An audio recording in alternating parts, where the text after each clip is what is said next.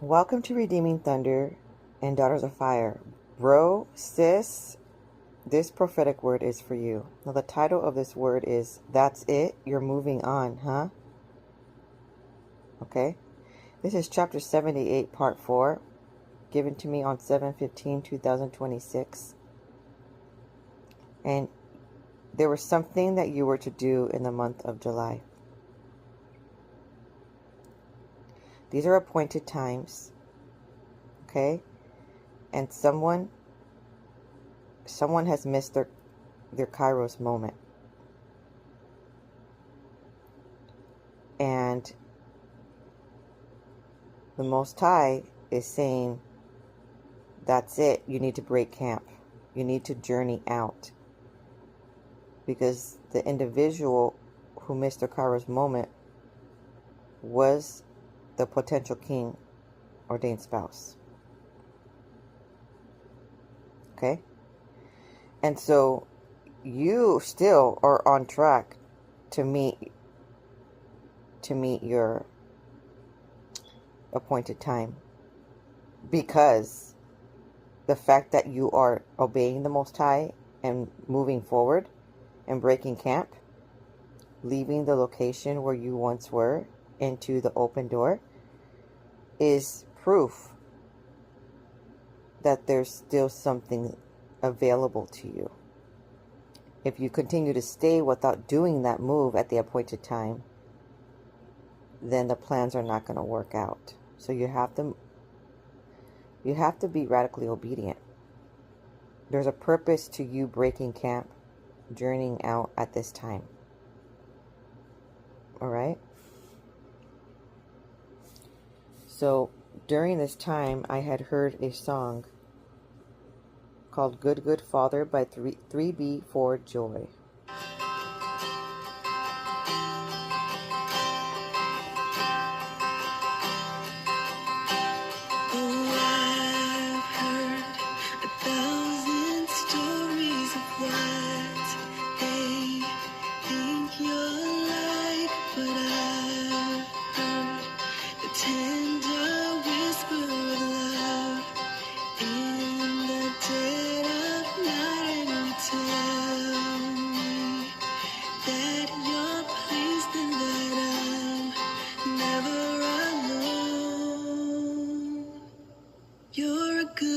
Good Father, it's who you are, it's who you are, it's who you are, and I'm loved by you. It's who I am, it's who I am, it's who I am.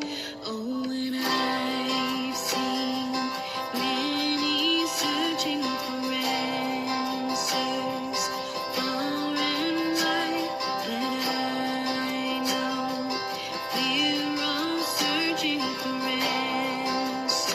Only you provide, 'cause you know just what we need before we say a word. You're a good, good Father. It's who you are. It's who you are.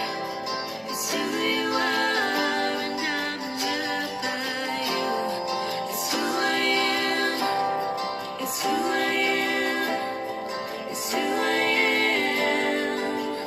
You are perfect in all of your ways. You are perfect in all of your ways. You are perfect in all of your ways to us. You are perfect in all of your ways. You are perfect So something is happening. Something is shifting in the atmosphere. And the potential king can feel the shift. Okay, this is occurring around mid-July through August. Okay?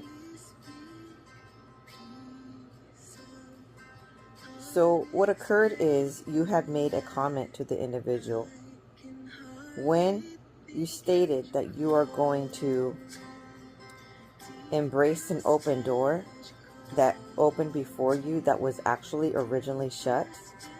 They recognized it in the spiritual realm that something opened up for you. They understand closed doors and open doors, opportunities that arise and opportunities that are not opening up. They understand that. Okay? And so when you stated that you are very excited about this new opportunity, open door that was originally shut, and now the management approval, it got open again. Okay? So now you're going to be attending a location where he once was at, and he left that location. Okay? And that's why it kind of struck a chord there, because when you had originally done the detour trip with the potential king, okay, he wanted you to follow him through his new promotion and assignment, and you have done that assignment. Okay, but there's a new assignment for you that is coming for you. Okay? So now, why would it bother someone that you are moving on? Because it's possible that they care about you. But did they let their feelings, did they allow their feelings to be made known on a timely basis? They did not. Okay? Why else would it bother them as such for you to move on? Because that would mean you have branched away and they can't control your feelings to the level that they once were. Okay? And that means they're losing you in a way, because you're not going to be attending that location wherever you guys met and moved to as often as before, right? Because you're going to be occupied with that new assignment. Okay, why else would that person be feeling panicked? Because when they said, oh, so moving on then, huh? You said, yes, I guess I am. And you said it because the night prior, the Most High says you got to break camp. Actually, for a while now, he's been saying you need to break camp through these prophetic words. It's purposeful to leave at this appointed time, which you will know in the next chapters to come. Please don't forget to like and subscribe. Ring the notification bell so you are prompted of when there's a new episode launched. All right, so why else, though, would someone be a bit panicked unless he felt there was some competition, right? If he felt that is not a big deal, it's not a big deal, he doesn't feel any competition, he would have been like, sure, cool, you're coming here, you're going over there. Because you stated, well, I'm still going to come over here, but not as often, because I'm going to be going over there to your new assignment, right? And that person, eyes started getting watery. The color of the eyes started changing, okay, to a dull color, okay? And they started visibly, physically looking distressed. Why would they do that? Unless they know something that you do not know. Or he thinks that you do not know. But then you've been listening to the prophetic words and you're getting inside scoop. So you kind of know that where you're going to be going might actually open a marriage door as well. An ordained spouse. Possibly might be where somebody else, you might be running into someone very special. Okay? And there's something that you still have to do. So there's something that the Most High wants you to do. He wants you to give the potential king an explanation, either through a letter or through a text. Okay? Something like that. And then he wants you to go. Just leave and do not return for a while and let him think it over. Let's say 2 to 3 weeks tops. So if you haven't done this yet in the month of July, you need to do this in the month of August. Quite promptly now. Because we're in the appointed times.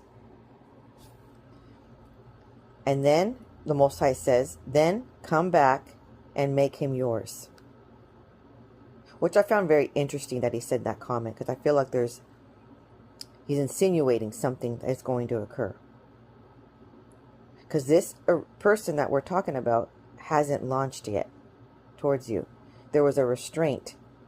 There was a restraint that has been occurring.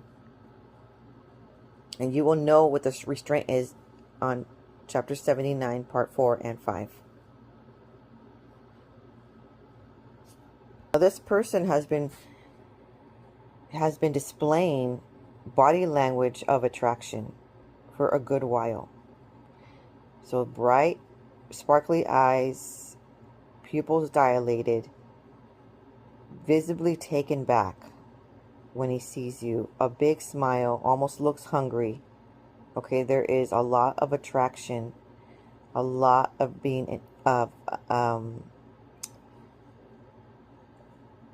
of examples of being enticed and not just interested in you as a friend, but interested in you because there's chemistry, and then there's emotional attachment. Okay, there is moments of sincere connection that is supernatural. And why was the song necessary? Good Father. Because you care about this person so much, okay? And it may be where, because you're so attached to this person, you do not want to leave at this time frame. But guess what? You also love yourself. Right? You need to love yourself, because that's part of attracting love. Well, you need to have high standards, because that's part of setting the tone to show people how to treat you. And the good Father, he's trying to show you that the Heavenly Father is taking care of business. Your Heavenly Father is handling business, okay? So he's already having another plan while this is simmering. He's looking out for your best interest. And he's not really looking out for the interest of the individuals who do not take the call on time or at all. And he's saying that he really loves you and knows what you need before you even say it. And he knows you've been on hold. He knows you've been waiting and pining because you've been expectant. This transition, this conversation has caused him to retreat and probably to go into a fear avoidant situation or an anxious avoidant situation all the more. Because that has been their go-to of how they solve problems. They just retreat. Okay? And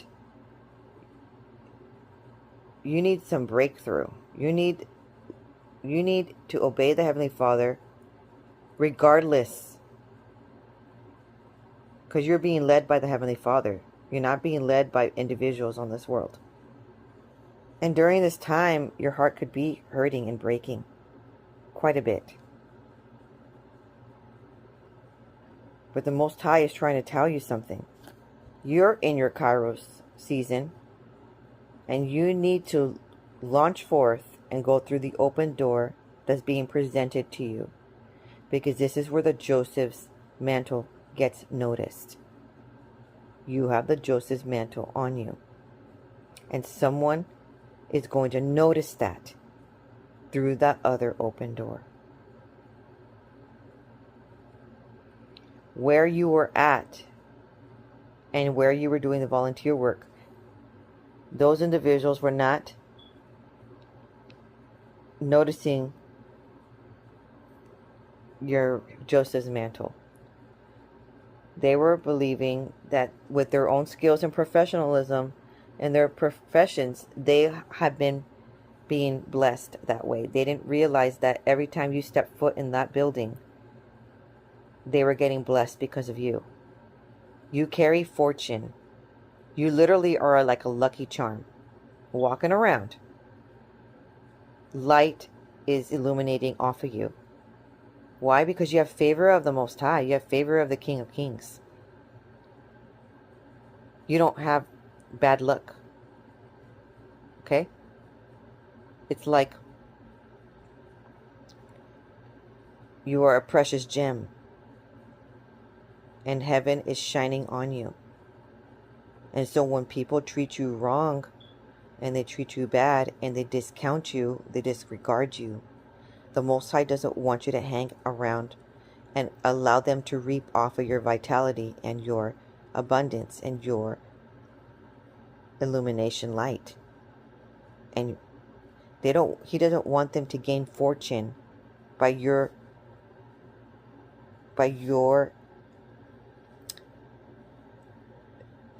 illumination of favor and grace. They've reaped enough. That is why you have to step away at this time. Even though you still care and possibly love that person.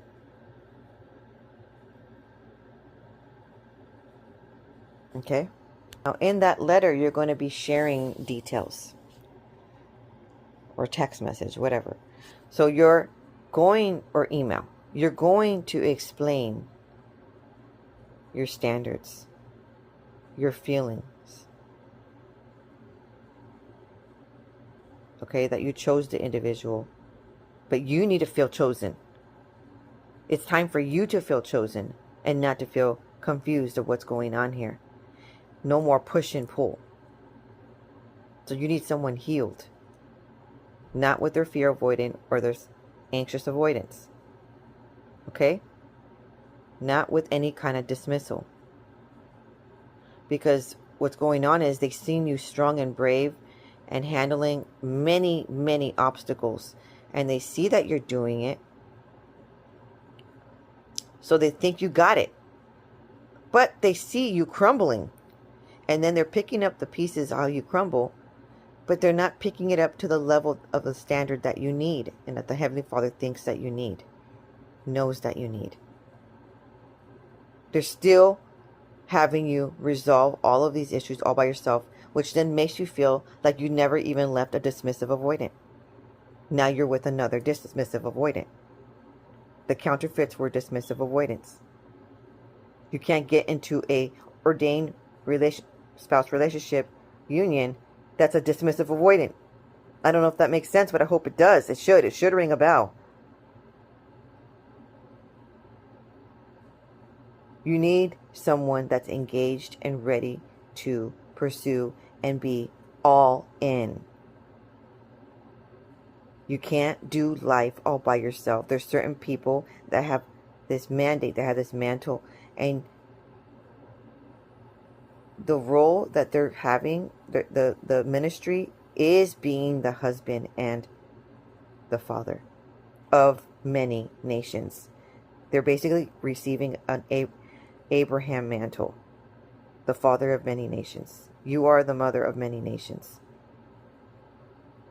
They need to understand that piece and be all in. So, all in as of the beginning, when you're starting to date, when you're starting to explain, and this is the funny part. You haven't even started dating. You haven't even started dating, yet it feels like you guys are so close, like you have been dating. Okay? And what you're asking is not too much. I know you feel like, well, how is this person just going to chime right in and be a husband and a father? Because a lot of these ordained marriages, there's not a lot of dating going on. Like, you find that they're the one, and then they want to marry you right away. You don't really have a lot of dating.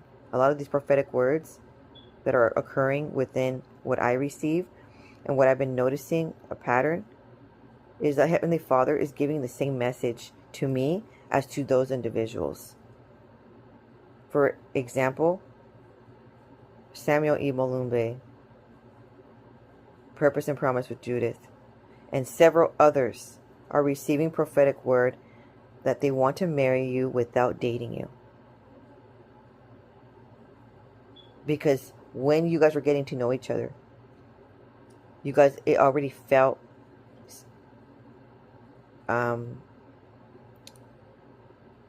confirmed. And now it's basically the story of Ruth and Boaz.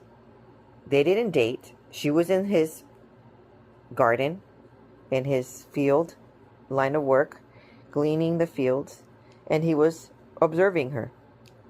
Okay? And then suddenly she had given insight. Her mother-in-law,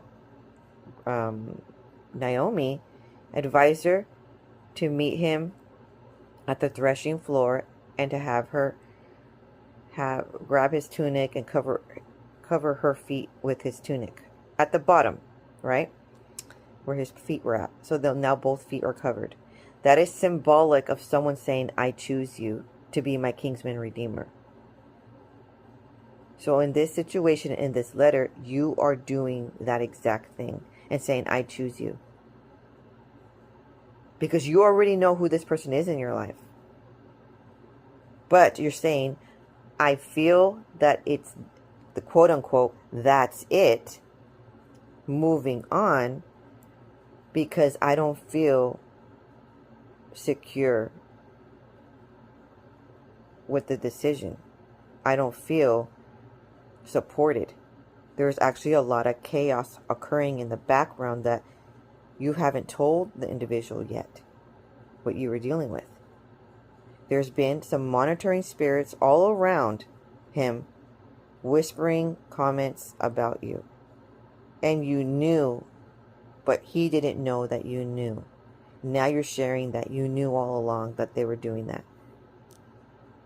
And he was sort of listening to them, which is part of the delay. Okay? Then the other thing that was occurring is a lot of havoc and a lot of mistreatment, narcissistic abuse towards you in that location, which was prophetic word through a dream confirming that that was going to occur. There's going to be some obstacles. But what you didn't know is how bad it was going to hurt. You were out there doing free work for service, just like Ruth. Free work for some grain.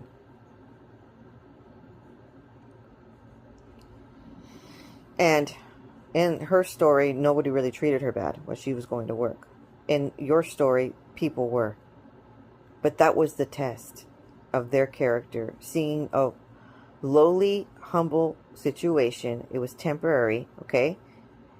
There was another prophetic word regarding a shack, okay? And he was to embrace you regardless of your financial situation, because it's temporary, right? Okay. And for the most part, he has been doing such a sweetheart job, but there lacked some follow through and protection. When you needed more support and asking for assistance, for protection if someone's being mean. At first, the dream stated that he would shy away and not stand up. And that disheartened you. And then when it manifested in real life, that disheartened you all the more. And so you're getting to see what's happening in the future through these prophetic dreams on this channel. And then it helps to know ahead of time, but it hurts so bad when it's actually happening. It is so much sorrow. And instead of you feeling like the chosen woman, Rachel with Jacob, you ended up starting to feel like the Leah. And that is why the Most High has been doing, taking action behind the scenes and moving you up and out. So while this person is saying, okay, so that's it, moving on then, all you said it was you're going to be attending another place alongside this place, but they took it as you're literally just moving up and out. Because maybe they felt that the shift in the spirit, that's possibly what you meant. They're very intuitive. Why? Because you guys had a soul tie. They have that special gift. It's like a supernatural gift. They can read you and your body language and your eyes and your facial expressions, everything. And that person is crumbling. Okay, so now I hear while praying in the spirit, O Ama Sana, exclamation handmaid in this revolution of time. That means you're still a handmaid. You're still of marriageable age. Ruth was a handmaid of marriageable age. You're still in season to get married in this time frame. And this word is manifesting during the month of Av, which is when the Hebrew month, when the Heavenly Father comes down to earth and solves your problems himself. That's how much he cares about you, which reflects the song, Good, Good Father. Okay, so now I hear, while praying in the spirit, O Makaya, which means exclamation, who, what, why. It can mean what, it can mean who, or it can mean why. Okay? And then Kaya means full of grace, to be a keeper of the faith. It also means wise protector, and Yahuwah is my strength. So in other words, he's asking you, I am bringing you two different men to you. Who do you want?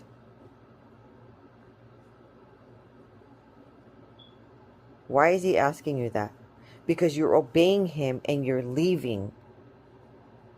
And you're leaving the potential spouse, potential king ordained spouse, to meet a different ordained spouse in that open door. And he's asking you, what do you want? And you're going to cringe maybe and think, please don't ask me that because I don't know. But he literally needs you to answer. Because even though you answer that you want what he wants and you want to go through that open door, he knows your heart is still desiring what he originally sent you first, which was the potential king ordained spouse. Okay? So you're going to tell him what you want. And a lot of you are not used to saying what you want because throughout your entire life, it almost felt like you dealt with an arranged marriage. It's almost felt like you've been with counterfeits for the sake of saving them. Because you knew that without you, they wouldn't make it. So you chose them. You chose to be in relationships because you were in deep need. Right? Of a rescue, possibly.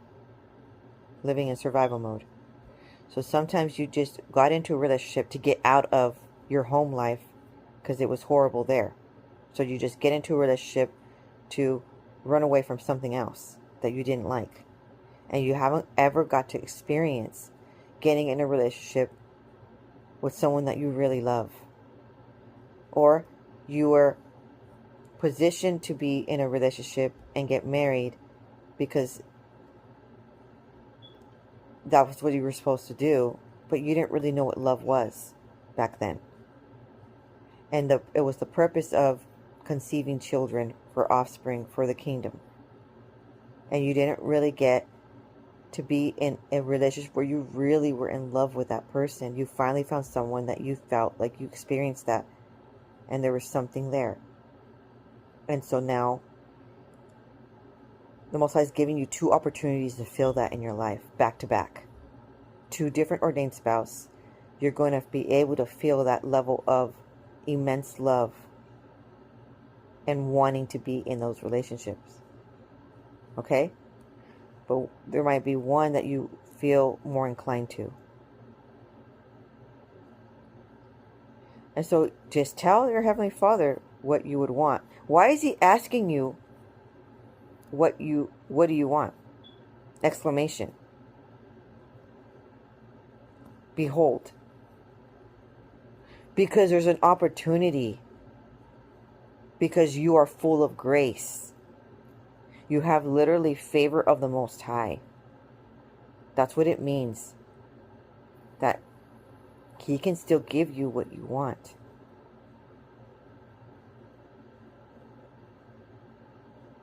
So He's giving you 2 choices and you have a choice.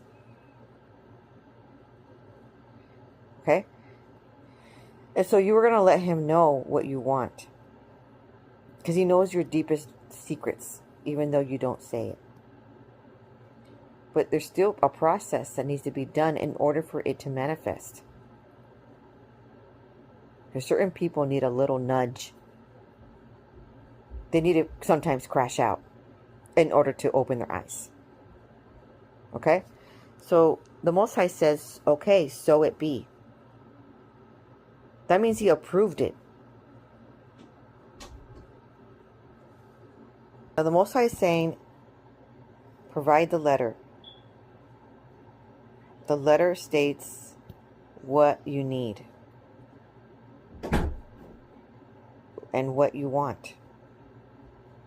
But it also states that you love yourself and that you are able to walk away if you need to.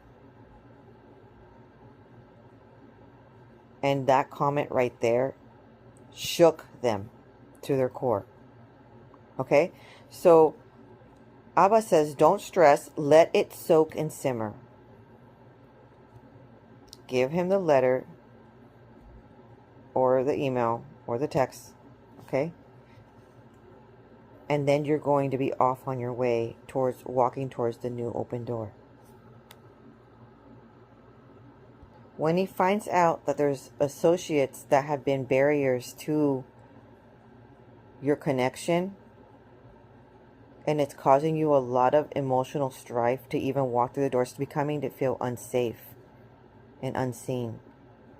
And what was supposed to be you giving free service is seeming like an individual there is very jealous of your light and is actually trying to boot you out. And you have let your potential king ordained spouse know of that.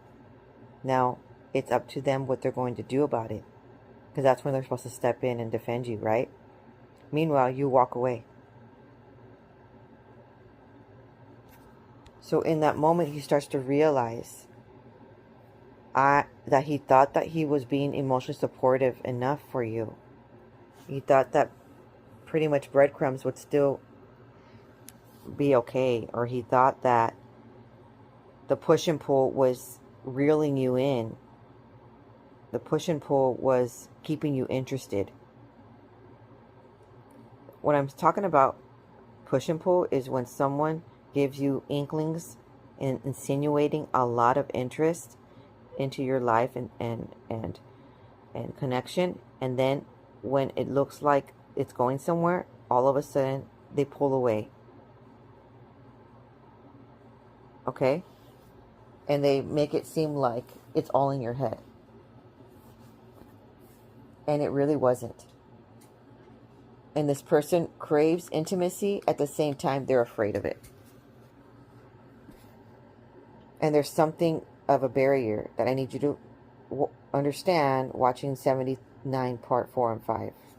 Now, for more relationship advice, you can watch Magnetize Your Man with Brody and Antia. And this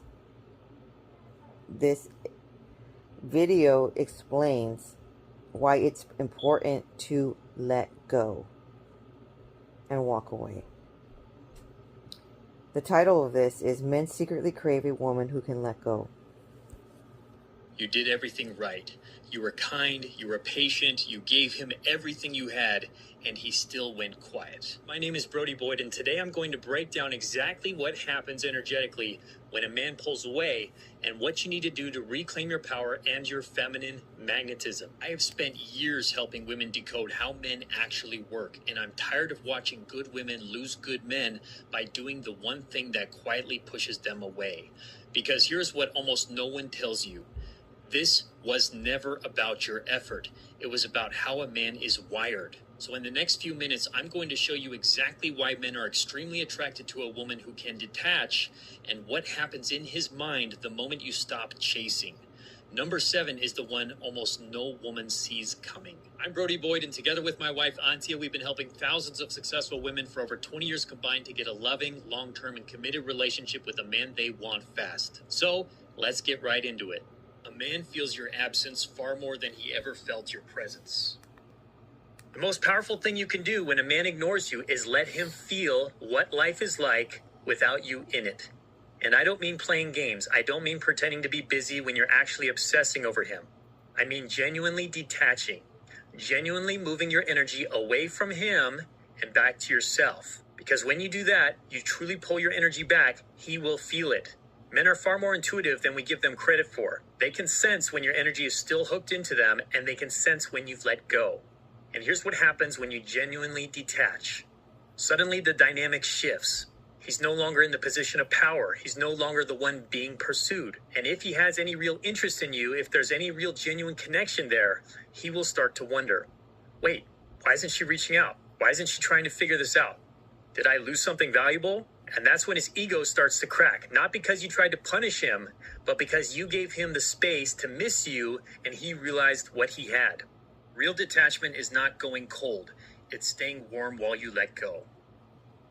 Real detachment isn't slipping on dark sunglasses, turning to stone, and pretending you don't care whether he texts you back or not. That's not true detachment. That's just your nervous system dressing up like Mother Teresa or the Dalai Lama, and no one's really buying it. Authentic detachment is actually the opposite of that. It's softness. It's trust. It's being so rooted in God, in yourself, and in your feminine essence that whether he calls, whether he commits, or whether he shows up on your timeline, you're still the most magnetic woman in any room that you enter.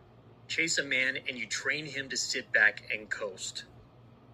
You get in a car, you're in the passenger seat, and suddenly you lean over, grab the steering wheel, and you start redirecting the whole trip. Well, what happens? Eventually, you crash the car. Now, that is exactly what happens when you are the one chasing the next relationship milestone, pushing for commitment, deciding when it's time for the next step, forcing the relationship forward while he is just along for the ride. The second you stop checking on him, he starts thinking about you. The moment you release the timeline often speeds up. The second you stop checking his last active status on Instagram or WhatsApp like you're monitoring a nuclear reactor, he often starts thinking about you more, not less. The moment you stop trying to force things often finally start moving on their own. Think about a woman who's trying to fall asleep. The harder she tries, the more wide awake she becomes. The second she finally surrenders, sleep arrives. You can also think about it like planting a seed into the ground, but constantly digging up the seed to see if it's starting to germinate, which only delays the process even longer. Attraction works the same way. Relationships work the same way. Do everything for a man and he starts to feel unnecessary. Here's the core principle behind masculine and feminine polarity. The masculine gives and the feminine receives. That's not a preference. That is biology. That's God's design. In a healthy dance, the man leads and provides the experience. In caveman times, the man was the hunter, the provider, the one who brought something to the table. The woman was the gatherer, the nurturer, the one who received and multiplied what was given. When you're out here buying him gifts and splitting every check and picking up dinner, you have stepped directly into his masculine role. You've taken his job away from him, and here's what happens to him at a deep level. He doesn't feel moved. He doesn't feel inspired. He feels unnecessary. And a man who feels unnecessary to you will slowly drift towards a woman where he does feel necessary. Men say they love a woman who treats them, but what a man actually responds to is being your provider, being the one who gives to you. That polarity is what creates his desire, his attraction, and eventually his devotion. A man does not hunger for what he never had to earn. You give too much too soon to men who haven't proved themselves. You cook for him, you drive to see him, you plan the dates, you give him compliments, you boost his ego, you make his life easier. And you do all of this thinking it's going to make him fall for you, thinking it's going to make him see your value, but it does the opposite. Because when you give to a man, you're operating from masculine energy. The masculine gives, the feminine receives. When you're constantly giving to a man, you're putting yourself in the masculine role and him in the feminine role. And that kills attraction. He might enjoy it, he might appreciate it, but he's not going to feel that pull towards you. He's not going to feel that hunger to commit to you because you've already given him everything without him having to do anything to earn it. So when a man ignores you, one of the most powerful things you can do is stop giving. Stop doing things for him. Stop making his life easier. Stop trying to prove your worth through what you can do for him. Stop being his mommy. Your femininity is the gift. Your presence is the gift. Your vulnerability, your softness, your openness, that is what he should be working to earn access to. Not your solving his problems. Not your making him feel good about himself. And here's what happens when you stop giving. Suddenly, he has to step up. He has to pursue. He has to give to you if he wants to keep you in his life. The prize never chases. The prize gets pursued.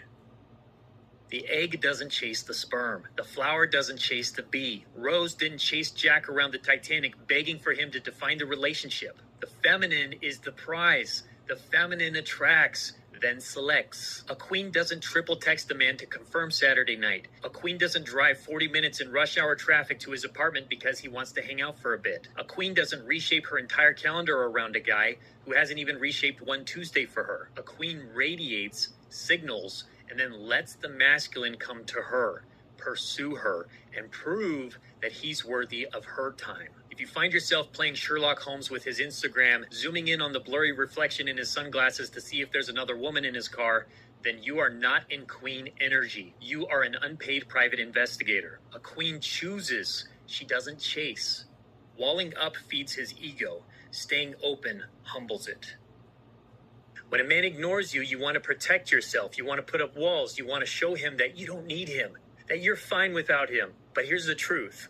When you close off your heart, when you guard yourself, when you become hard and defensive, you're actually feeding his ego because now he doesn't have to feel anything. He can walk away without guilt. He can tell himself, see, she didn't really care anyways. It's not bothering her. But when you stay open, when you allow yourself to be vulnerable, when you share your feelings without blame or criticism, something shifts. Suddenly, he has to sit with the reality that his actions have an impact on someone who genuinely cares.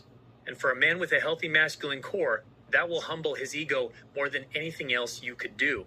He cannot step into his masculine while you are carrying it for him. Because a healthy masculine man wants to give to his woman. He wants to provide. He wants to solve problems for her. He wants to lead, but he can only do that if you're in your feminine energy receiving, not if you're in your masculine energy giving. Give a man room and he will cross the country to chase you. When Auntie and I were first dating, she didn't push the relationship anywhere. She was open and vulnerable with me, but she let me drive. And something in me woke up. And literally, I ended up driving her one time around the island of Oahu in my motorbike. So that's another story. But the thing is, I didn't feel trapped. I felt pulled. I felt inspired to pursue her, to prove myself, to earn her. That is what happens when you trust the masculine to lead. Mother a man and he stops wanting you. Free him and he cannot leave. You did not start a relationship. You accidentally started a renovation project. And shockingly, he didn't sign up to be your renovation project. This isn't build a boyfriend. You can't just unzip a man and rip out his avoidant tendencies and replace them with a ready-to-commit voice box. He is not a Roomba that you can just reprogram by pushing the right buttons. He's not a fixer-upper on HGTV where you knock down one of his emotional walls and suddenly he's your dream kitchen. And here's the most important piece. When you accidentally become his mommy by directing, correcting, and managing him, you have just destroyed the polarity that attraction requires. A man can love his mother deeply, but he does not feel romantic desire for his mother. And he is absolutely not going to fully commit to a woman who he feels like a child with. Mommy energy and wifey energy cannot coexist. You have to pick one. And some men may say they want a woman who takes care of them, but what they actually respond to is a woman who shares how she feels and trusts him to step up on his own. That distinction is the entire game. One is masculine control, the other is feminine vulnerability and allowing him to rise. One pushes him away, the other one makes it nearly impossible for him to walk away. A man rises for a woman he is afraid to lose. She knows her worth so deeply that she doesn't need to prove it, perform it, or justify it to anyone. She simply is it, naturally. And when a man encounters that kind of woman, something in him stands up straight. He doesn't feel rejected, he feels challenged in the best possible way. He thinks, this woman is different. This woman is worth rising for. One of our clients, Krista, used to lose herself completely every time a strong man showed up in her life. She'd put him up above herself, overgive, over-accommodate, and then sit in confusion about why he kept pulling back. When she finally stepped into her queen energy and held her own worth, everything shifted for her. He is not looking for a woman who does it all. He wants the one he cannot stop thinking about. Response. Everything in this video traces back to one simple, ancient, divinely designed truth. The masculine gives, the feminine receives. The masculine hunts, the feminine attracts. The masculine drives, the feminine enjoys the ride. Stop doing so much and start being more. Because the right man is not looking for a woman who can do everything for him. He's looking for a woman that he cannot stop thinking about. If you'd like to discover the next best step for mastering detachment with your specific situation, make sure to also take... So reiterating regarding the email, letter, and or text, explaining your vulnerability, your standards, your feelings. You have expressed that you care about him quite a bit. And you like where this is going. Okay? And then you would like a deeper connection. And you've also expressed what is hurting you. What's causing heartbreak. And it has a lot to do with the monitoring spirits that were all around. And not allowing the connection to flow. Possibly because they were jealous of this beautiful connection that they were noticing. There's an aura. There's a vibe amongst you two. Okay? Now, you also set some boundaries and stated you will retrieve, you will be able to let go for the sake of sanity and emotional stability, because you're not the chaser, is what you were trying to say. And you also love yourself, and you know your worth, and you know what you deserve. And that there is no pressure to, progress, but you left it there on the table for him to either rise to the occasion,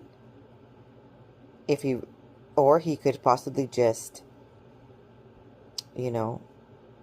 disappear into the past and you move forward. So the Most High said to give it to him and then to retreat while you are attending to your new assignment. So when you left the letter there, you were kind. You are still going to pray for the individual, and you still see him in high regard. Okay? You still honor him. And all of that was loads and loads of vulnerability, which then triggers the individual to sit with all of those memories of you two, and with the letter or email, whatever. And now he's got to do something about it, and or not. But seeing how distraught he already was when you mentioned that you're now going to 2 different places, not just one, that was already triggering. So the fact that you said you possibly may not even return, if it's not going to go, if it's not going to continue, because there's a deadline. This man, Brody, is stating, you don't put a timeline, but the Most High has a timeline, and there's a Kairos moment of an open door for marriage, and it is not going to stay open forever, right? You can't have this door open to this individual forever. Why? Because the other door for you already opened. And that in itself, him knowing that you're going somewhere where another individual is available for love, and possibly knows that that other individual is into you. Okay? All the more would possibly cause the individual to have a crash out, which in the prophetic dream, it was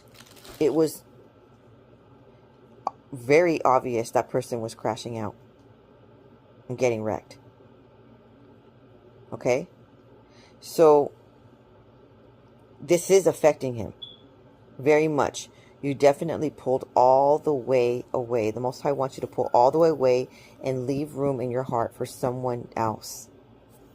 Now I want you to listen to a prophetic word with the title, Someone is Shocked They Thought You Were Upset, but You Were Actually Done. With At Purpose and Promise 1 with Judith. Do you recall when Brody with Magnetize Your Man was explaining that you pull your energy all the way away? Okay, not with anger or bitterness and hardship, okay? But you need to pull your energy all the way away. And I'm not just saying pulling it away as in not being around the individual. Remember, there was a time frame of distance, a time frame of not interacting is what the Most High wants you to do between 2 to 3 weeks of that. Okay. So, I mean, when you are not interacting at all, not even in the same room, in the same building at all, you're in your house, that person's doing their own thing, remove your energy as well in that segment of time. In your heart and mind, do not put him in your mind to think about.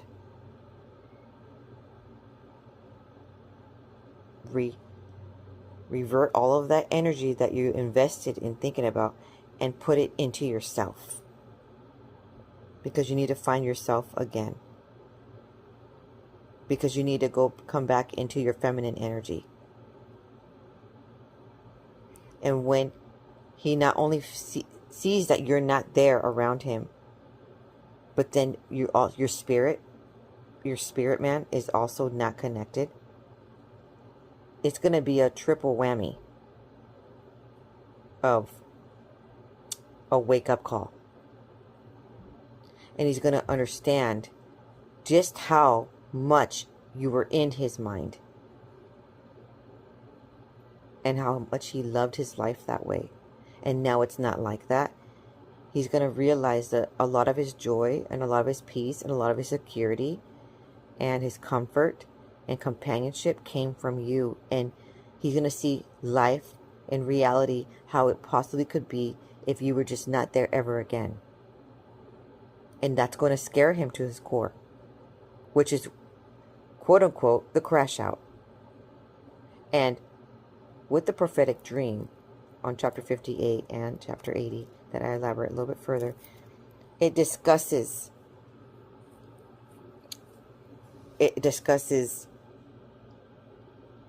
just how drastic that crash out was. Like, as in, it was so intense, He couldn't climb out by himself.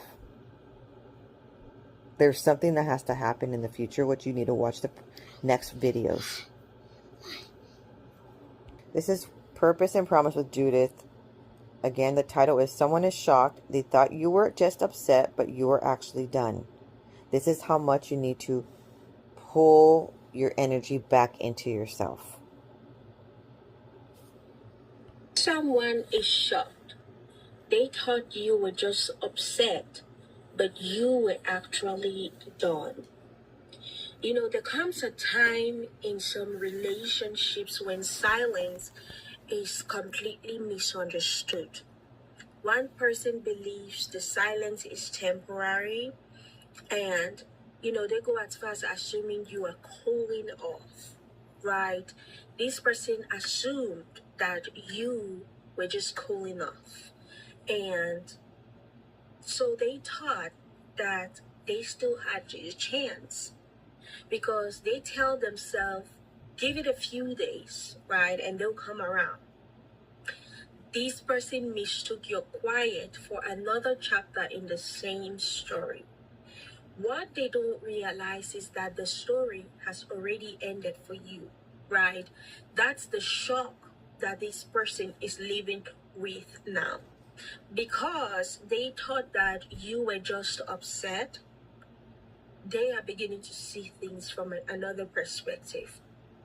You were not just upset, you were actually done.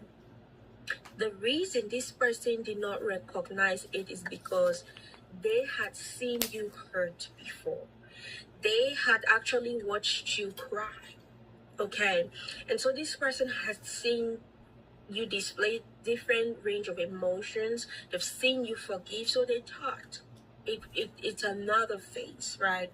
Because after they had seen all of the things you've been through, they never thought you would reach your limit at this point, right? So when things became quiet again, they assume, oh, it's another phase. This time would be no different. This person believed that, you know, they already know your patterns. Now in their mind, right, you would eventually call, you would eventually text, you would eventually try to resolve, right, like you have always done, right? They knew that they always had those chances before, but this time something inside you had definitely changed. Not overnight, right? Not because of one argument, not because of one, you know, disappointing conversation. These things happen slowly, right? You know how like a candle is burning, right? It burns lower and lower until there's nothing left of it. There's nothing left to give with a candle. Now, that is what has unfolded. And the truth is, people often notice, you know, the day someone leaves. They rarely notice the hundreds of moments that led to the decision. They don't see the night you went to bed wondering if things would ever change. This person never saw that. This person they didn't hear the prayers that you prayed when no one else was around, right? So they don't know how many times you have actually convinced yourself to stay because you believe tomorrow might be different. Those moments were invincible to everyone except you. While they were assuming everything was fine, you were already grieving the relationship or the friendship, right? That's what makes this situation so different. By the time you walked away, you had already mourned what you were leaving behind. Emotionally, you had been saying goodbye long before your feet moved. That is why your peace surprised them. They expected you to cry. They expected tears, right? They expected emotional messages. This person knew or had this confidence that you would explain yourself. So they were expecting long explanations. Instead, none of that happened. You became really quiet. Not because you had nothing to say, because you had already said everything that needed to be said. Sometimes silence is not confusion. Sometimes silence is just simply closure. That's the part that this person never understood. And another reason, right, that they are shocked is because they mistook your patience and thought that it was permanence, that's how you would always be. So every time you forgave them, they knew they would always have that opportunity. Every time you overlooked another disappointment, they knew you would always be available. They assumed your heart had an endless supply of second chances.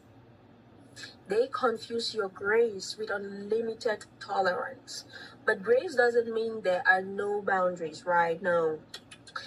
And patience does not mean there is no limit. There is. Every heart reaches a place where it stops asking for what it has repeatedly been denied over and over. Not because your heart no longer cares, because your heart has finally accepted the reality of who this individual is, and that is where you have arrived.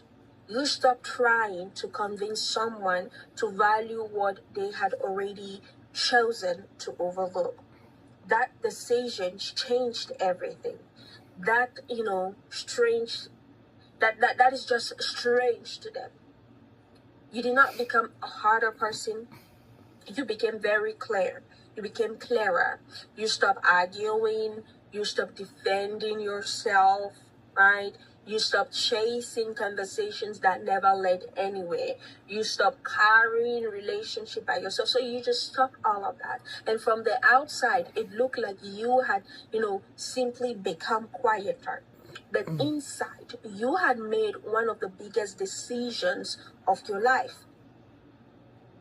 You were done fighting battles that only one person wanted to win.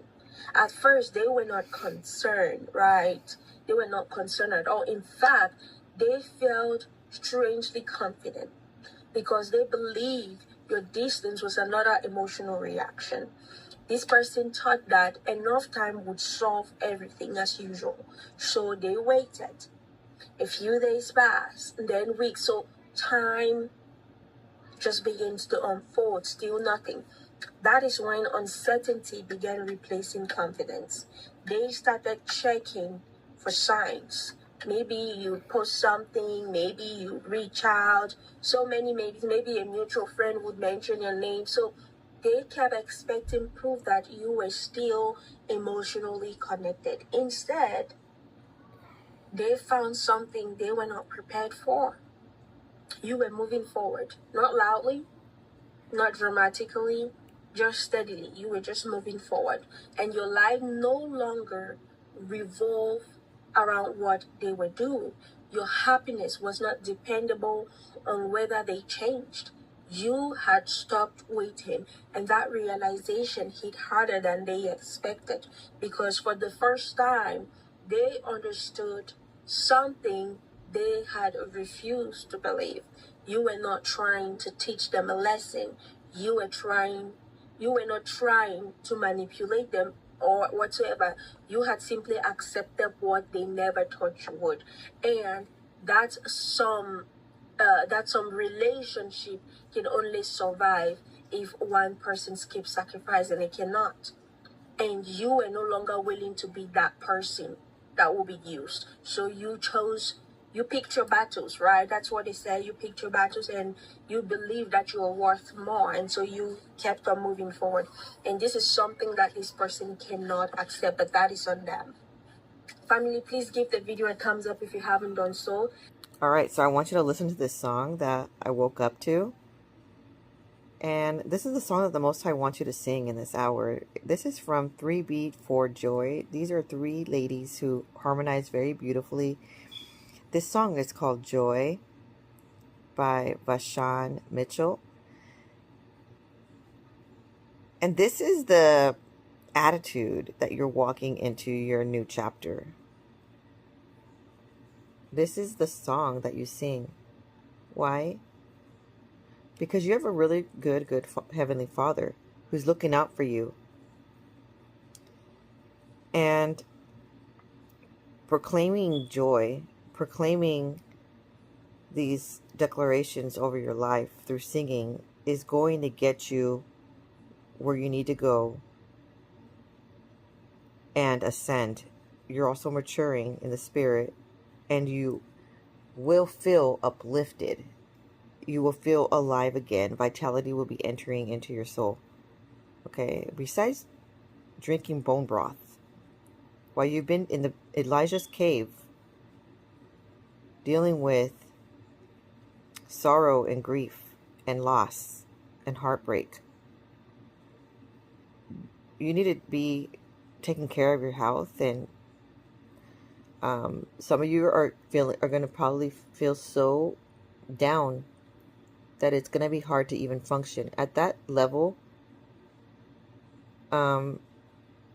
I would say, that probably wasn't a healthy circumstance for you.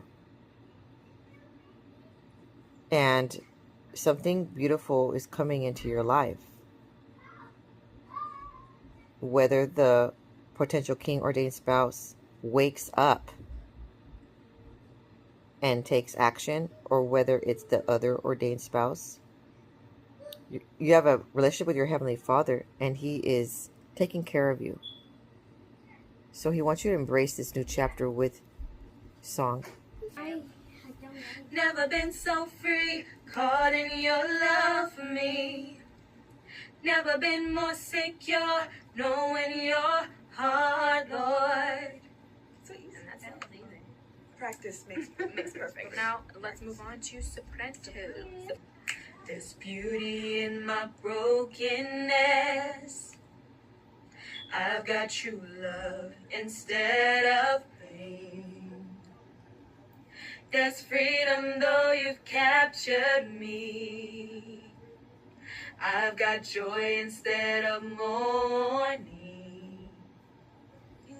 There's beauty in my brokenness.